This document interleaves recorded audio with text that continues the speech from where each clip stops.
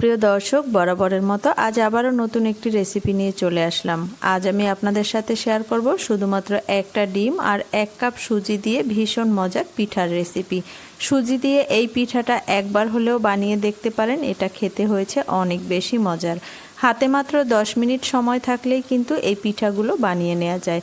খুব সহজ বানানো, উপকরণও লাগে একদমই অল্প। দেখুন মাশাআল্লাহ পিঠার কালারটা কতটা সুন্দর হয়েছে। এভাবেই কিন্তু আপনারা চাইলে একদম অল্প সময়ের মধ্যেই এই পিঠাগুলো বানিয়ে নিতে পারেন। আর একদম খুবই কম উপকরণ লাগে, হাতের কাছে থাকা উপকরণ দিয়ে খুব সহজেই বানিয়ে নেওয়া যায় আর পরিবারের সবাইকে একদম খুশি করে দেওয়া যায়। আশা করছি আজকের রেসিপিটিও আপনাদের ভালো লেগেছে। তো আমি আপনাদের পিঠাগুলো ভেঙে দেখিয়ে দিচ্ছি। দেখুন মাশাআল্লাহ এটার ভেতরটাও সুন্দরভাবে কুক হয়ে গেছে আর উপরটা অনেকটাই ক্রিস্পি হয়েছে। এটা খেতে যে কি পরিমাণ মজা হয়েছে সেটা একবার না বানিয়ে খেলে বুঝতেই পারবেন না।